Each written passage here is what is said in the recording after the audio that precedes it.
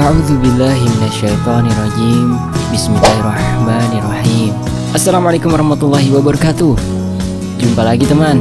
Yuk, sebelum kita masuk ke kisahnya, kita doakan penulis ya. Semoga selalu dalam lindungan Tuhan Yang Maha Esa, dan untuk teman-teman semua agar selalu sehat walafiat dan selalu dalam lindungan Allah Subhanahu wa taala. Oke, kita berdoa dulu ya. Bismillah. Allahumma sholli ala sayyidina Muhammad. Amin. Oke, kita masuk ke ceritanya.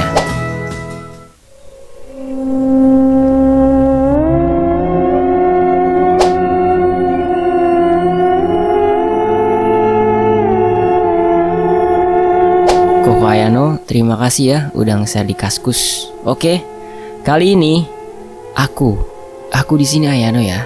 Aku akan kembali menceritakan masa laluku. Karena masa saat ini sudah jauh lebih baik daripada sebelumnya. Sehingga meskipun terkadang mereka dalam tanda kutip masih datang dengan cara yang tidak diduga dan tetap membuatku ketakutan setengah mati. Tapi untuk saat ini aku selalu percaya kalau pada akhirnya semua akan baik-baik saja. Karena aku sudah ada yang melindungi dan memperhatikanku.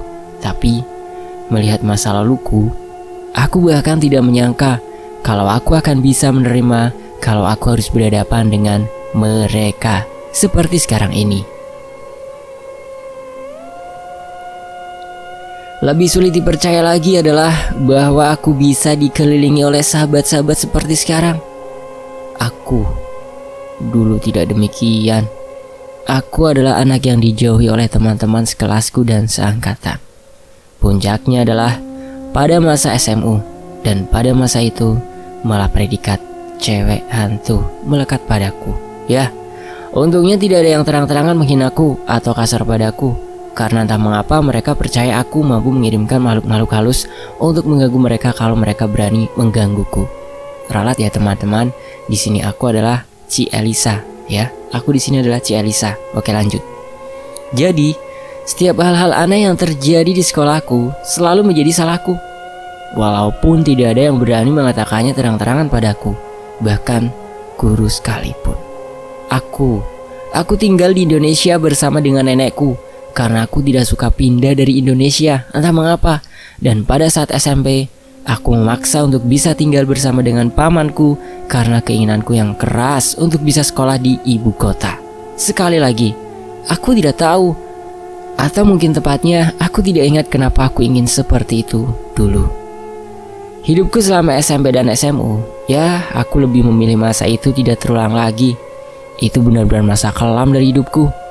Pada kesempatan kali ini, aku akan menceritakan beberapa pengalaman yang kuingat semasa di SMU dulu. SMU ku sedikit berbeda dengan SMP ku, karena SMU ini bisa dikatakan bukan termasuk SMU pilihan. Namun, aku tidak punya banyak opsi waktu itu. Aku muak dengan teman-teman seangkatanku pada saat SMP karena terus menyambung-nyambungkan perihal mereka denganku. Bahkan setiap ada sesuatu yang buruk, mereka menyalahkan aku. Ujian pun dikatakan karena akulah yang membawa sial. Cukup sudah. Aku tidak akan pernah satu SMU dengan mereka. Dan berbekal dengan pikiran itulah aku bisa dikatakan terdampar di SMU ini. SMU ini sebenarnya cukup bagus menurutku.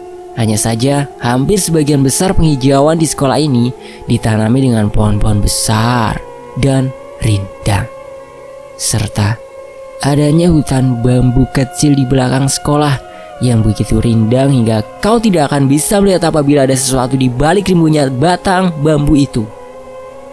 Soal ini akan Elisa ceritakan di lain waktu. Aku akan menceritakan soal penghuni dari sekolah ini yang paling sering mengganggu para murid atau bahkan orang-orang yang berada di sekolah ini. Mereka menamainya Sri. Dan inilah cerita pertemuan pertamaku dengan Sri. Aku berpikir waktu itu, kalau bersekolah hanyalah kewajibanku semata. Aku tidak mengejar apapun dan tidak berharap apapun. Waktu itu, aku hanyalah seorang gadis yang hampir terus-menerus berpikiran negatif terhadap segala hal. Pengalaman burukku semasa SMP juga tidak membantu. Dan disinilah aku sekarang, di upacara penyuluhan murid-murid baru. Aku tidak punya kenalan ataupun teman satupun di sini. Tentu saja. Malah kalau ada mereka di sini, sejujurnya itu akan menggangguku. SMU ini sangat jauh dari SMP ku dulu. Tidak akan ada seorang pun yang mengenalku di sini. Aku duduk dengan mengantuk mendengarkan orasi yang entah kapan akan berakhir dari sang kepala sekolah. Aku sedang berusaha menutup mulutku yang hendak menguap lebar ketika merasakan seseorang duduk di kursi sebelahku yang kosong. Aku menoleh dan mendapati seorang gadis kecil dengan rambut yang panjang sedang duduk memperhatikan aku dengan tersenyum. Dia mengenakan seragam SD. Kakak gak ngedengerin Pak Untung? Pak Untung? Anak kecil itu menuju ke arah podium.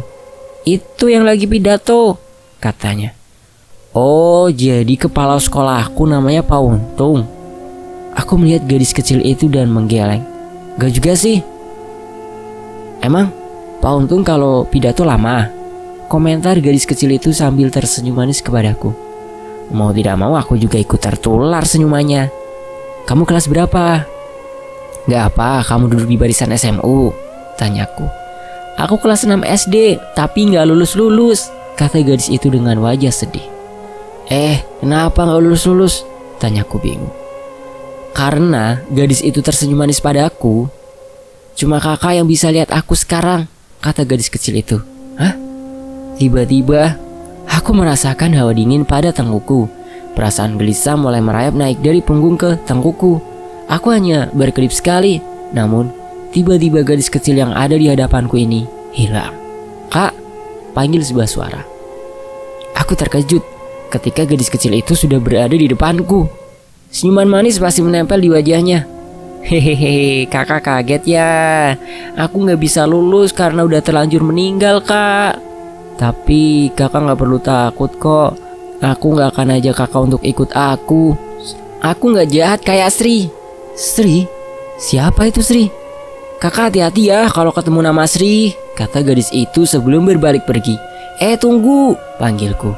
Namun sekonyong-konyong sosok gadis kecil itu menghilang dari hadapanku. Aku merinding. Biasanya memang kedatangan mereka tiba-tiba dan tidak bisa diduga. Namun biasanya tidak sejelas dan senatural ini. Gadis itu begitu natural, seperti berbicara dengan anak kecil biasa dan hidup. Selain itu, Sri, nama itu entah kenapa membuatku gugup. Apalagi gadis kecil tadi mengatakannya dengan ekspresi takut yang tidak dipalsukan. Tidak lama kemudian, akhirnya tiba juga jam istirahat. Seperti biasa, aku masih seorang diri. Aku memilih untuk sendirian. Masih merinding rasanya. Setelah pertemuan dengan gadis kecil hantu tadi, aku memilih duduk di bawah pohon yang rindang dengan roti dan susu yang baru saja ku beli di tanganku. Baru saja aku hendak menggigit rotiku ketika ibu-ibu dengan baju kebaya jalan di depanku dan mengambil duduk di sisiku. Sendirian aja non? Tanya ibu itu ramah. Aku menatap ibu itu dengan curiga. Pertanyaan yang muncul di hatiku saat ini adalah, apakah ibu ini sungguhan manusia? Atau salah satu dari mereka lagi? Kenapa ngeliatin bibi begitu non? Tanya ibu itu bingung. Maaf bu, soalnya saya agak sulit ngomong dengan yang belum saya kenal, kataku dengan gugup. Oh, ibu itu mengangguk-angguk. Saya yang dagang roti tempat non tadi beli. Biasanya sih orang sini panggilnya Bi Sumi. Oh maaf Bi Sumi, saya mungkin kurang perhatiin pas beli tadi. Iya non, bibi tahu kok. Pas non beli tadi, bibi lihat kok. Kayaknya lagi ketakutan gimana gitu. Oh gumamku. Non lihat penunggu di sini ya? Enggak Bi, bukan gitu. Aku cuma takut nanti peloncoannya, kataku berkilah. Oh begitu, nggak usah takut non. Di sini nggak ada peloncoan kok, cuma perkenalan aja. Udah dilarang pelonco sekarang. Oh begitu toh, jawabku tergagap. Bibi itu tersenyum ramah. Oh ngomong-ngomong Bi, saya nggak sengaja dengar gosip nih. Gosip? Gosip apa non? Tanya bibi itu terlewat bersemangat. Bibi tahu soal Sri? Tanyaku takut-takut. Reaksi bibi itu di luar dugaanku. Mata bibi itu membelalak terkejut dan ekspresinya memucat seketika. Wajahnya mencerminkan kengerian yang amat sangat. Non dengar nama itu dari mana? Bisik bibi itu takut-takut. Dari gosip, Bi. Saya dengar dari pembicaraan orang, kataku. Gak mungkin, Non. Pasti Non bohong ke saya, tuduh bibi itu. Kenapa bibi bilang begitu? Kataku bermaksud membela diri. Karena nama itu tabu, Non, di sini. Gak mungkin kalau Non dengar dari orang. Mungkin saya kebetulan aja dengar tadi, Bi. Mustahil, Non. Bahkan sekolah ini saja akan menolak semua anak bernama itu. Gak ada seorang pun bernama itu di sekolah ini. Tapi saya dengarnya kebetulan, Bi. Kataku berusaha meyakinkan bibi itu. Bibi itu menggeleng. Gak mungkin. Satu-satunya kemungkinan Non dengar nama itu. Bibi itu menghentikan ucapannya dan menutup mulutnya dengan takut. Enggak mungkin, gumam bibi itu. Apa, Bi? Apa yang bibi bicarain? Bibi itu menatapku dengan pandangan takut dan gelisah. Kecuali kalau Non dengar sendiri dari dia. Aku menghabiskan sisa roti makan siangku dengan kesulitan untuk menelannya. Menit demi menit berlalu sangat lama. Sampai akhirnya hari itu selesai juga. Sepanjang sisa hari itu aku tidak melihat gadis kecil itu lagi. Apakah gadis kecil itu yang bernama Sri? Tapi dia mengatakan pada aku kalau dia bukanlah Sri. Lalu siapa gadis itu? Mengapa aku merasakan firasat buruk? Sangat buruk tentang ini semua? Sayangnya pertanyaan-pertanyaanku itu harus berlalu tanpa terjawab satupun. Sampai akhirnya masalah itu sempat terlupakan olehku. Minggu-minggu pertama tidak bermasalah bagiku. Dengan artian, aku masih seorang diri seperti biasanya. Tanpa teman, tanpa masalah. Itulah cara berpikirku waktu itu. Seminggu, 2 minggu, sampai tiba hari itu. Waktu itu yang kuingat, aku sedang berada di toilet sekolah. Aku membenci toilet sekolah ini karena penerangan yang redup dan terkesan kumuh dengan tembok-tembok yang sudah terlihat tua. Meskipun toilet ini dijaga dengan apik dan bersih, bahkan cenderung tidak berbau, namun itu tidak terlalu membantu untuk mengurangi kesan menyeramkan dari toilet ini. Waktu itu, aku baru saja menyelesaikan urusanku di toilet dan sedang mencuci tangan ketika bau lavender yang biasanya memang selalu tercium di toilet ini berubah menjadi sangat wangi hingga membuat siapapun akan mabuk menciumnya. Wah, keluhku sambil menutup hidungku dengan sia-sia karena rasanya bau wangi itu tetap menyeruak masuk ke penciumanku. Kakak! Suara itu membuatku langsung berbalik dengan cepat. Tidak ada orang. Tapi suara itu kan, kakak! Suara itu lagi, suara anak perempuan ini. Di sini, Kak, lihat di belakang. Aku memutar dengan cepat dan kembali berhadapan dengan cermin di atas wastafel itu. Tidak ada. Kakak! Jantungku benar-benar hampir melompat ketika melihat bayangan anak kecil perempuan sedang berdiri tepat di belakangku dari pantulan cermin. Aku kembali berbalik. Tidak ada. Tapi tadi kan. Aku kembali mengalihkan perhatianku ke cermin di belakangku. Bayangan gadis kecil itu masih di sana dan tersenyum manis kepadaku. Kamu ini siapa? Tanyaku dengan suara gemetar. Gadis itu tersenyum. Aku bukan Sri, kata anak itu. Bukan. Gadis itu menggeleng. Lita anak baik, Lita bukan Sri, katanya. Oh, hanya itulah kata-kata yang bisa terlontar dari bibirku.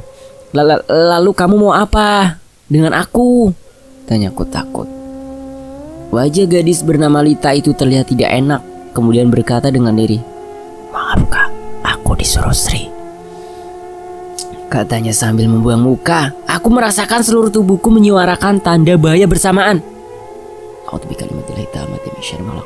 Aku tidak merasakan suhu yang dingin, namun sekujur tubuhku terutama lututku terasa gemetar tanpa henti. Keringat dingin terasa mengucur dari keningku. Aku memalingkan pandanganku perlahan ke arah pintu toilet paling ujung yang membuka. Dan sialnya, karena toilet ini kecil, jaraknya tidak sampai 3 meter dariku.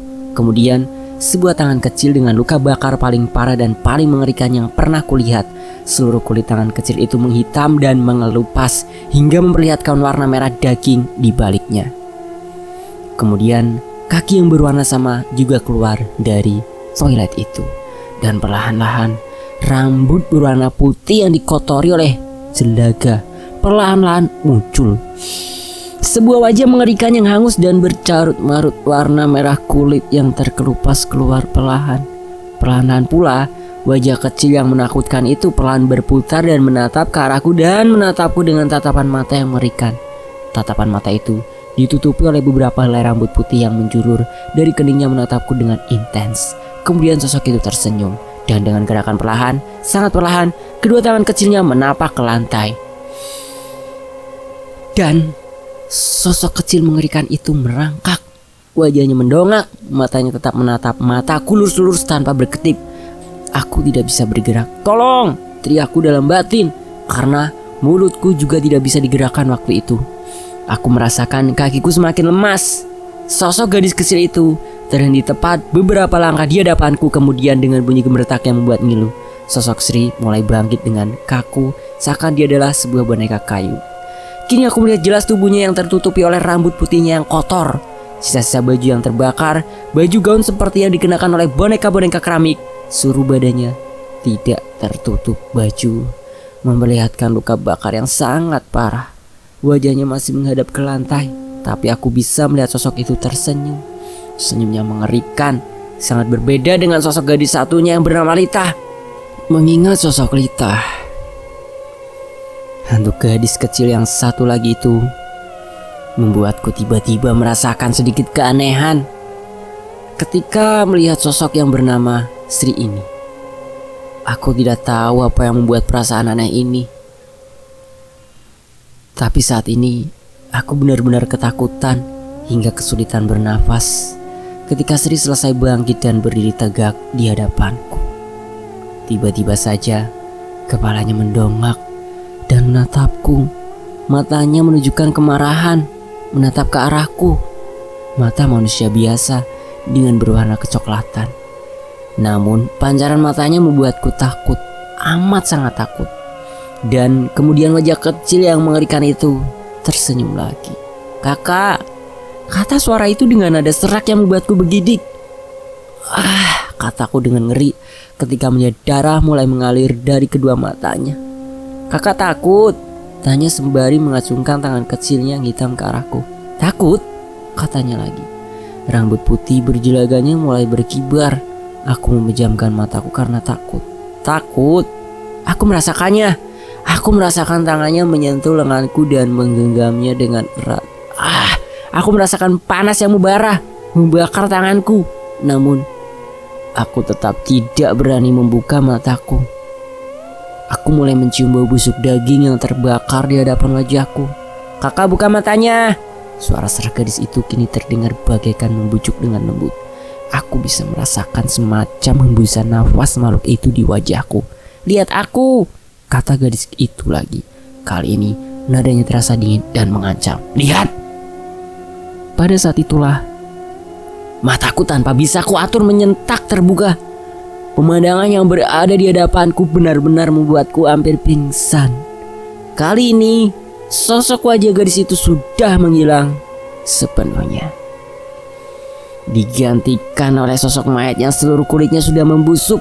Kedua bola mata dengan manik mata berwarna coklat itu hilang, berganti lubang yang dipenuhi oleh belatung-belatung kecil. Bibir dan hidung gadis itu telah hilang sepenuhnya. Seluruh wajahnya atau yang tersisa dari wajah gadis itu kini penuh lubang dengan belatung-belatung menggerogoti seluruh bagiannya yang membusuk itu. Waktu itu benar-benar mengerikan. Bahkan sekarang pun aku gemetar ketika menuliskan sosok Sri itu. Sosok itu berjarak hanya beberapa senti dari wajahku. Dan aku merasa kesadaranku hanya tinggal terlepas saja dari tempatnya berada. Aku hampir pingsan. Dalam pandanganku yang mulai kabur, aku melihat tangan kecil. Sisa-sisa dari tangan kecil yang sudah terkelupas sampai ke belulangnya dan dipenuhi oleh belatung juga semakin mendekat ke wajahku. "Kakak, lari!" teriak sebuah suara. Kemudian dengan tiba-tiba sebuah tenaga menyentak samping tubuhku dengan kencang. Aku terjerembab di lantai toilet dengan kelimpungan dan rasa sakit di sisi badanku yang menghantam lantai. Aku melihat ke arah sosok Sri yang berdiri mengancam tidak jauh dari tempatku terjatuh. Dia sedang mencekik sosok Lita. "Lita!" teriakku khawatir dengan hantu gadis kecil itu. "Lari!" ucap sosok Lita lirih. "Jangan!" sembur sosok Sri dengan nada mengancam kepadaku. "Lita!" kataku bingung harus berbuat apa. "Lari, lari!" teriak Lita dengan suara tercekik dan sekali lagi.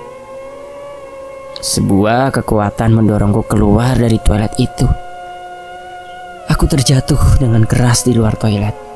Cukup keras hingga membuatku kepalaku pening sejenak. Aku berusaha mengangkat badanku untuk melihat keadaan Lita, namun tubuhku terasa sakit dan tidak dapat bergerak. "Lu gak apa-apa?" tanya sebuah suara. Aku membuka mataku dan meringis kesakitan sebelum mataku dapat terfokus. Di sampingku, seorang gadis berjongkok. Dari penampilannya, sepertinya dia seangkatan denganku. "Lu diapain sama makhluk di dalam?" tanya gadis itu dengan nada penasaran. Aku terkejut mendengar pertanyaan yang dilontarkan dengan ringan itu. "Kenapa?" Kaget. "Bukan lu doang yang bisa tahu ada makhluk lain tahu," kata gadis itu lagi sambil mengulurkan tangannya. "Tapi gue heran lihat lu. Kenapa juga ada orang yang udah tahu ada mereka tapi masih masuk ke dalam?" kata gadis itu sambil menatapku penasaran. Gadis itu menatapku lekat. Sepertinya dia menunggu jawabanku. Aku cuma bisa ngeliat doang," kataku salah tingkah. Gadis itu membelalak. "Hah?" serunya. "Jadi maksud lu cuma bisa ngeliat, gak bisa ngerasain?" tanya gadis itu lagi. Kelihatan bersemangat menurutku. "Kalau udah kelihatan baru biasanya kerasa," kataku jujur. Gadis itu kembali menatapku dengan pandangan tertarik atau lebih tepatnya penasaran. Aku bergerak jengah diperhatikan seperti itu. Dia menyadarinya. "Oh sorry.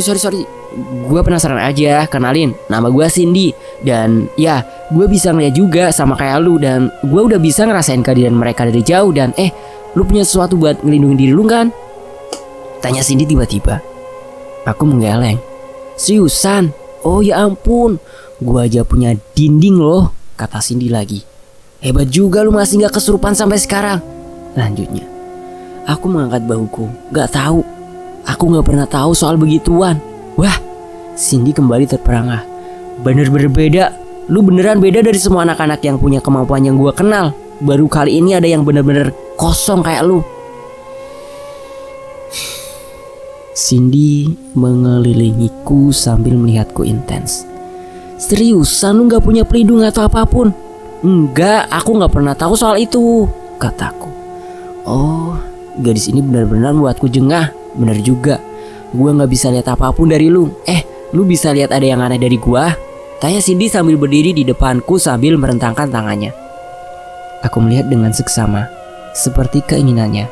Namun entah mengapa, mataku terasa perih, seperti ditusuk ketika melihat ke arah sekitar pusar dari Cindy. Aku menuju ke situ. "Wah, tepat. Memang hebat berarti mata lu," kata Cindy sambil bertepuk tangan. Kemudian gadis itu menjulurkan tangannya. "Salam kenal. Gua kira cuma gua doang satu sekolah ini yang bisa ngeliat begituan. Ternyata ada lu sekelas lagi." Makanya jangan suka sendirian terus. Gue sekelas sama lu tahu," saut Cindy sambil merangkul leherku dan bergelayut. Jujurnya, aku agak jengah karena tidak terbiasa berdekatan dengan orang. Namun ini pertama kalinya aku bertemu dengan seorang teman. Ya, teman. Seseorang yang bukan hanya iba kepadaku, namun seseorang yang punya kemampuan sama denganku. Kutukan yang sama.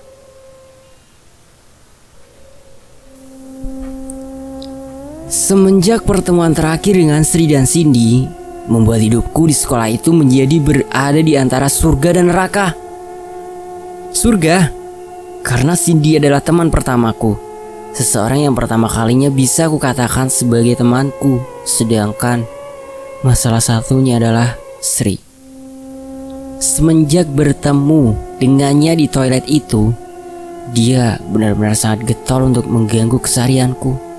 Beruntunglah aku sudah memiliki pengalaman selama 9 tahun untuk mengatasi dan menyembunyikan reaksiku ketika melihat mereka yang menyeramkan. Ya, sebenarnya yang aku maksud dengan mengatasi itu hanya berupa melatih refleks, untuk menutup mulutku dan menahan teriakan ketika melihat mereka. Tapi tetap saja aku tidak akan pernah bisa menjaga reaksi dari tubuhku ketika terkejut melihat mereka. Jadi, selain anak yang dikatakan pendiam, sekarang teman-teman sekelas dan guruku menganggap aku mengidap sejenis penyakit kejang-kejang karena seringnya aku melonjak karena terkejut. Aku akan ceritakan masing-masing penampakan Sri padaku. Pada waktu itu, seperti setiap hari Senin biasanya, sekolahku mengadakan upacara bendera. Seperti biasanya, seluruh siswa diwajibkan ikut dan aku berada di dalam barisan yang penuh sesak dengan siswa yang berbaris di lapangan sekolah itu. Aku sedang berdiri terkantuk-kantuk karena cuaca yang sedikit mendung di pagi hari itu, ditambah dengan angin sejuk yang berhembus cukup kencang di lapangan itu. Pada saat itulah aku menyadari sesuatu yang terlihat bergerak dengan cepat di antara barisan para guru yang berbaris di depan.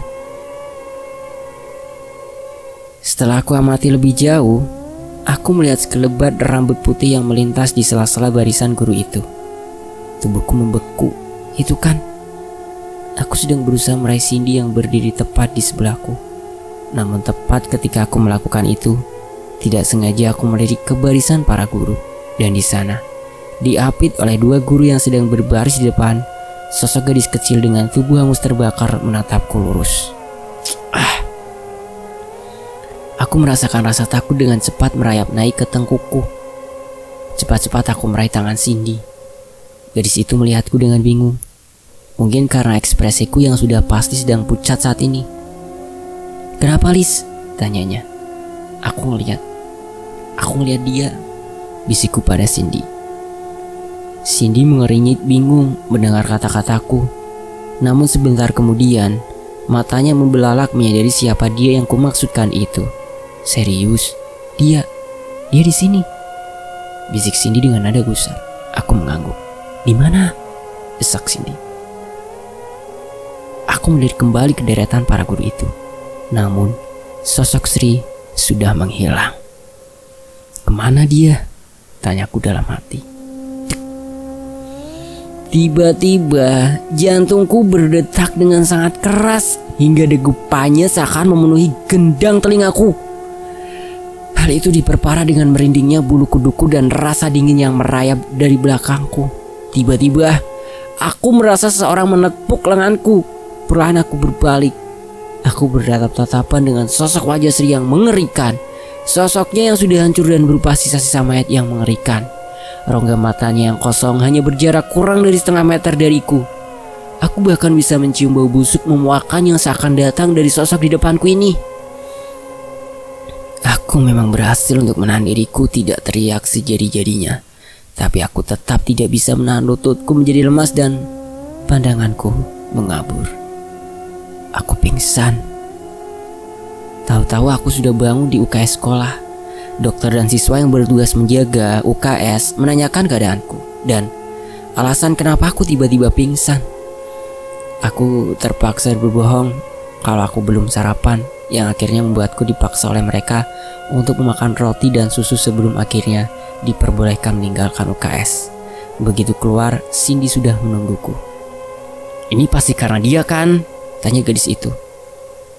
Aku mengangguk. "Oke, ntar pulang aja lu, kasih tahu gue ceritanya. Bahaya kayaknya kalau di sini," kata Cindy sambil ngelihat sekeliling kami.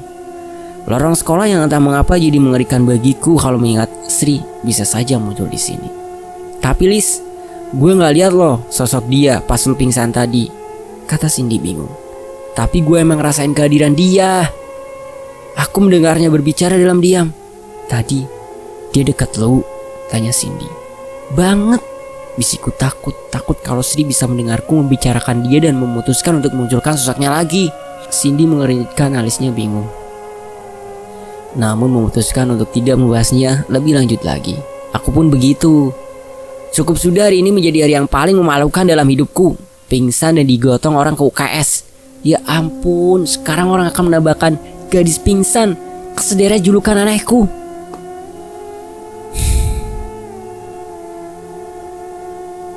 Setelah kejadian di upacara itu, selama beberapa kali aku merasa melihat sosok Sri dengan sosoknya yang berupa gadis kecil yang haus terbakar berada di sekitarku. Entah itu di balik ruangan kelas ketika aku tidak sengaja melirik ke dalam dan melihat sosok Sri sedang berdiri di salah satu meja dan menatapku balik. Kemudian ketika aku berkedip, tahu-tahu saja dia sudah berdiri dekat, bahkan menempel pada jendela dan menatapku sambil tersenyum jahat, membuatku kaget dan ketakutan setengah mati sehingga cepat-cepat lari dari situ. Untung saja dia tidak mengejarku. Kali lain, ketika tahu-tahu aja dia udah berada di sampingku ketika aku berjalan melewati sebuah pilar batu besar di sekolahku itu. Sosok Sri berdiri tepat di sampingku dan membuatku terjatuh karena terkejut. Satu-satunya keberuntunganku, kalau itu mau disebut beruntung, adalah pada waktu itu sedang tidak ada seorang pun yang berada di dekatku. Namun itu berarti tidak ada yang bisa menolongku juga. Aku lari pontang-panting menjauhi tempat itu. Dari belakang, aku mendengar suara tawa melingking tinggi dari sosok Sri. Dalam hati aku sempat bertanya-tanya, kenapa? Kenapa harus aku? Kenapa dia menggangguku sedemikian rupa? Apa maksudnya? Apa maksud kemunculannya? Namun aku belum mendapatkan jawabannya ketika itu. Kali lain yang tidak kalah menakutkan dan memalukannya adalah ketika berada di dalam kelas. Saat aku sedang mengantuk mendengarkan penjelasan pelajaran ekonomi dari guruku, tiba-tiba aku mencium bau busuk yang menyeruak dan memuakkan. Srek, srek. Aku melongok ke bawah mejaku untuk mencari tahu asal suara itu. Tahu-tahu aja Sri sudah berada di bawah meja itu dan melotot menatapku. Aku terlonjak kaget dan berdiri dari dudukku. "Ada apa, Elisa?" tanya guruku yang tampak terkejut menatapku. Aku Pak." Otakku berpikir keras untuk mencari alasan yang cukup masuk akal sebelum akhirnya aku malah melontarkan sesuatu yang bodoh. "Ada kecoa, Pak," kataku berbohong.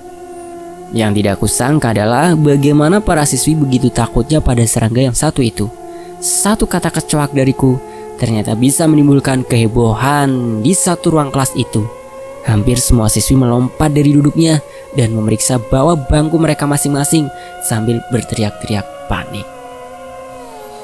Akhirnya ruang kelas menjadi sangat gaduh dan butuh waktu sampai bel pelajaran berakhir untuk menenangkan para gadis menakut itu. Aku sih tidak masalah dengan kecoa. Jijik sih emang, tapi tidak setakut itu juga. Aku benar-benar harus berpikir ulang kalau mau berbohong dengan kata kecoa lagi. Tapi itu ternyata efektif juga ya, melihat betapa takutnya para gadis-gadis normal dengan serangga yang satu itu. Dan kali ini lagi-lagi sosok Sri menghilang begitu saja setelah menampakkan dirinya padaku dan membuatku takut setengah mati. Apa ini? Apa dia hanya mau menggangguku saja? Lagi-lagi pertanyaan yang belum ada jawabannya waktu itu. Sampai suatu hari, waktu itu yang kuingat, aku sedang berkumpul bersama para siswa lain dan beberapa guru di lapangan sekolah setelah jam sekolah selesai. Kami berkumpul untuk mengikuti kegiatan ekstrakurikuler wajib waktu itu, yaitu pramuka. Gangguan-gangguan dari Sri tidak pernah berhenti sedikit pun. Malahan bisa dikatakan jaraknya semakin lama semakin dekat dari kemunculannya. Sampai dengan 2 hari lalu, Sri jadi muncul minimal sekali per hari untuk mengejutkanku dan menghilang. Kadangkala dia muncul di bawah pohon yang rindang, kadangkala dia muncul di ruangan yang kukira kosong. Yang paling sering adalah kemunculannya di toilet. Entah dia muncul tiba-tiba di belakangku saat aku mencuci tangan di wastafel, atau ketika dia memanjat dinding toilet dan muncul dari rongga atas toilet dan meringis padaku dengan senyuman jahatnya. Aku benar-benar tidak berani lagi ke toilet tanpa Cindy sekarang. Bukan. Aku tidak berani kemanapun sendiri sekarang. Namun seringkali Cindy hanya bisa merasakan keberadaan Sri, namun tidak bisa melihatnya. Hanya sekali saja Cindy bisa melihat Sri. Itu pun kalau ku ingat-ingat, selalu ketika Sri muncul di tempat-tempat yang cukup jauh dari kami dan hanya berdiri menatapku dengan jahat, benar menatapku. Karena sepertinya Sri tidak menganggap Cindy. Begitu juga dengan dia tidak mengganggu murid-murid lain. Hanya aku saja. Kembali ke ceritaku saat berada di lapangan itu. Dari semenjak siang, aku gelisah Sepertinya ada sesuatu yang tidak beres hari ini. Ditambah lagi Sri sama sekali belum muncul hari ini, dan itu semakin membuatku merasa aneh. Kegiatan pramuka aku lalui dengan gundah, sampai akhirnya aku menyadari kalau aku meninggalkan buku panduan pramukaku di dalam tas. Aku meminta izin pada pembina pramukaku untuk mengambil buku itu cepat-cepat sebelum aku kena masalah. Cindy menawarkan diri untuk menemaniku, tapi aku mengatakan padanya tidak usah. Karena aku pikir toh aku hanya akan mengambil bukuku saja sebentar, dan buku itu juga sudah kupisahkan di kantong depan tasku. Tidak akan butuh waktu lama untuk mengambilnya dan kembali ke lapangan. Sementara aku berlari-lari ke kelasku, aku merasakan lagi firasat buruk yang merayap dengan pasti ke punggungku. Aku berusaha menyakan pikiran buruk itu dari hatiku. Aku berpikir, diganggu terus-menerus oleh Sri membuatku menjadi parno sekarang. Ini tidak boleh terjadi. Waktu itu aku baru saja hendak masuk ke gedung sekolahku ketika tiba-tiba sebuah suara memanggilku. "Kakak!" Suara itu. "Lita?" bisikku bingung. "Iya aku," sahut suara itu lagi. "Kamu di mana?" bisikku lagi.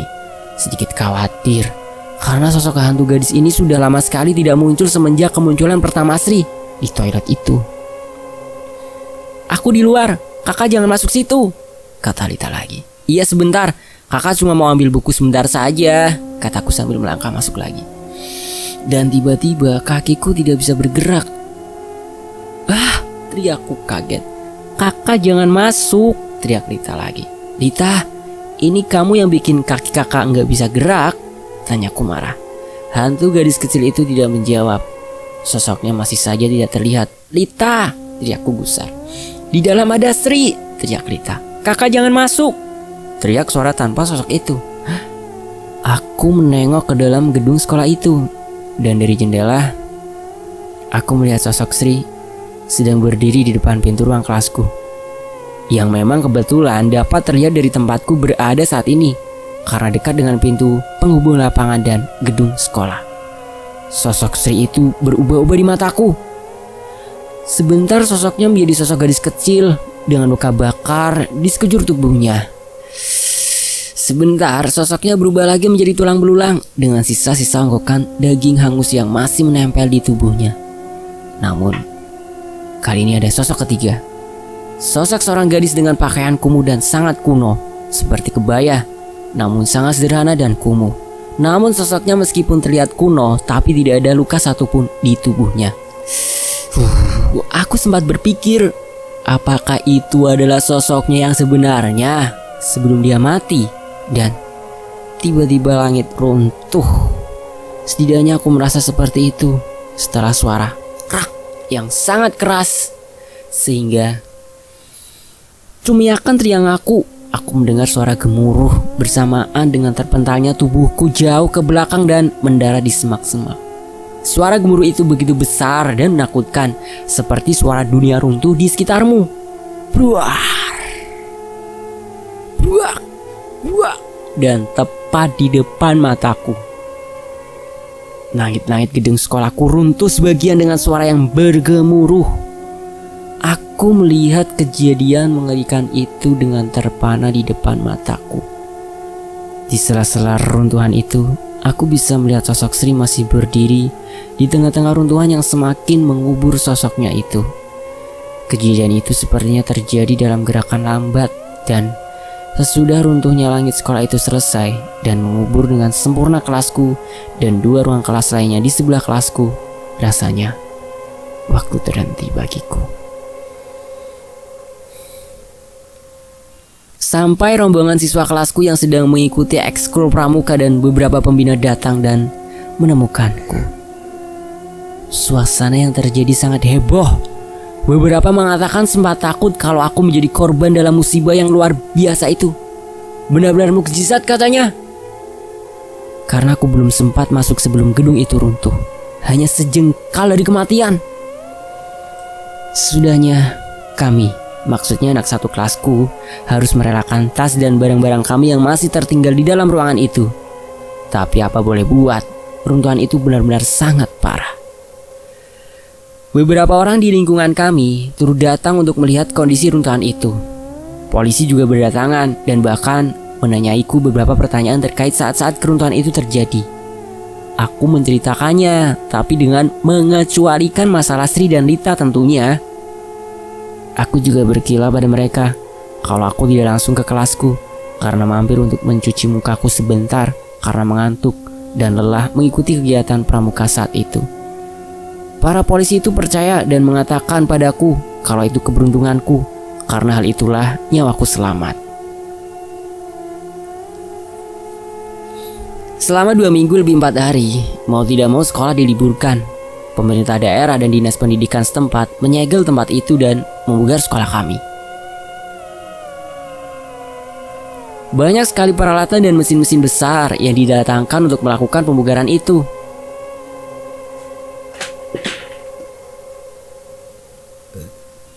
Dan ketika selesai, sekolah kami yang tadinya suram dan kuno terlihat sangat berbeda. Namun, ada hal yang sempat ramai ketika pemugaran sekolah kami, yaitu diketemukannya mayat anak-anak yang diduga wanita dari bekas pakaiannya terkubur di bawah ruang kelas kami.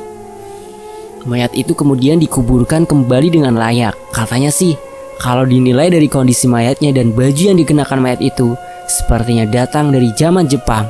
Namun para ahli mengatakan kalau mayat itu sepertinya meninggal karena terbakar, karena sisa-sisa yang terdeteksi pada mayat itu. Tapi yang anehnya adalah sebuah sepatu yang entah kenapa ditemukan bersamaan dengan mayat itu. Sepatu yang tersemat lambang sekolah kami. Sepatu kecil untuk siswi SD di sekolahku. Tangan kerangka yang ditemukan itu terlihat tersangkut pada ujung sepatu itu, seakan-akan mereka terkubur bersama. Lalu, entah bagaimana orang bisa menyambungkan cerita. Tak lama kemudian, cerita sepatu sebelah itu disambungkan dengan tragedi meninggalnya seorang siswi SD sepulang ujian Eptanas karena tersandung di trotoar ketika hendak menyeberang dari sekolah dan meninggal seketika karena terlindas oleh bus yang melaju kencang. Astagfirullahaladzim. Pada waktu itu, kabarnya sebuah sepatu gadis itu tidak pernah ditemukan. Lama-kelamaan gosip itu menghilang dan orang menganggapnya hisapan jempol belaka. Hanya akulah yang tahu kalau cerita itu berhubungan dan bukan hanya sekedar gosip. Semenjak itu, aku tidak pernah melihat lagi sosok Sri selama aku bersekolah di situ. Begitu juga dengan suara dari Lita ataupun sosoknya. Tapi bukan berarti masalahku dengan mereka selesai selama aku bersekolah di sana. Ini belum selesai.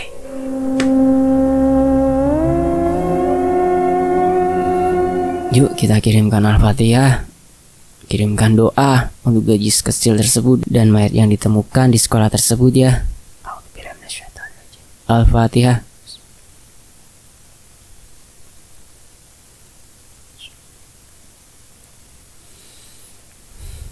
Semoga mendapatkan tempat yang terbaik. Amin. Dan admin undur diri. Wassalamualaikum warahmatullahi wabarakatuh. Terima kasih atas perhatiannya. Terima kasih buat Koko Ayano dan Cici Alisa. Sampai jumpa di kisah lainnya.